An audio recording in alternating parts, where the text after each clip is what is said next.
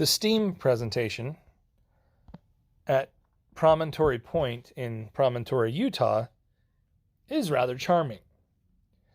What you see is two 19th century engines, train engines, chug down the track, and it just fills your soul with nostalgia, helping us remember the connecting point of the Union Pacific and Central Pacific rail lines. When was that? 1849. And as any picture of the site can attest, or any video that you see, Promontory has become almost exactly what the federal government, bureaucrats, and politicians thought it would become. The Chicago of the West.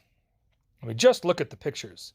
That shows you the forethought and capacity for revelation you can get from government.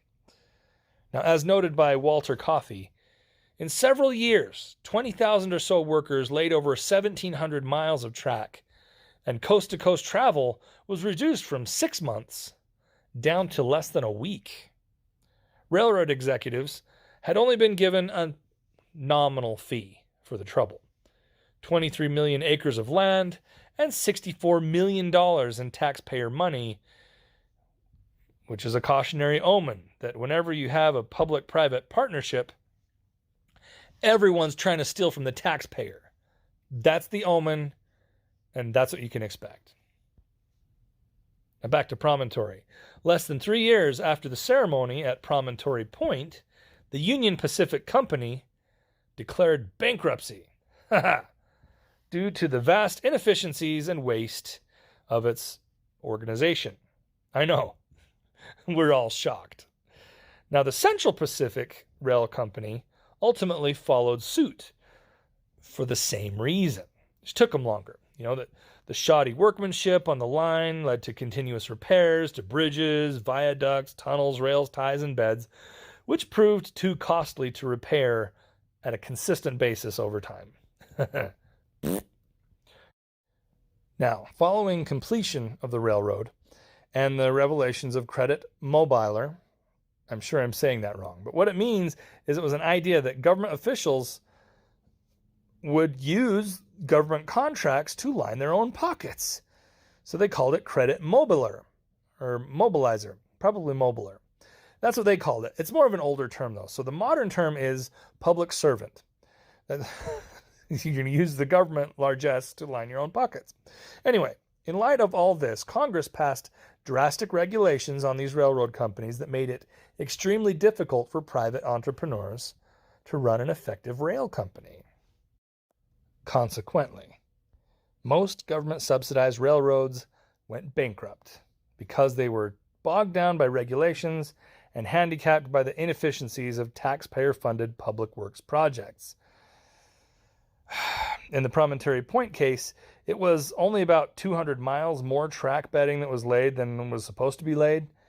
Each company was building in different directions, and the building crews were paid by the mile, so there was no incentive to do anything other than wave at the guys laying the other rail bedding going the other way.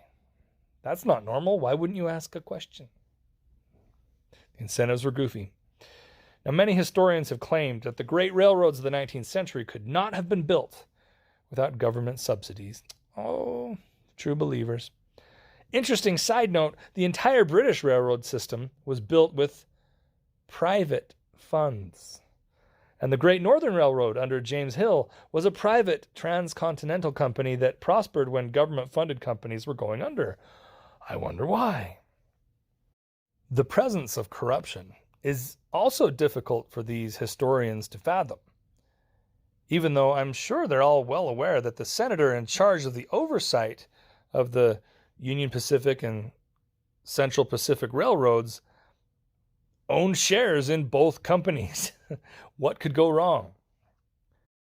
The lesson is corruption, fraud, waste, and mismanagement still handicap projects that are undertaken by government-corporate partnerships. That's where we get the phrase, the bridge to nowhere. But that doesn't mean anyone who stands to profit from government largesse has an incentive to stop pilfering you and your loved ones anytime soon. So you can expect the building of railroads to nowhere to continue forever and ever and ever. or at least until the United States currency suffers the same fate as the Union and Central Pacific Railroad companies.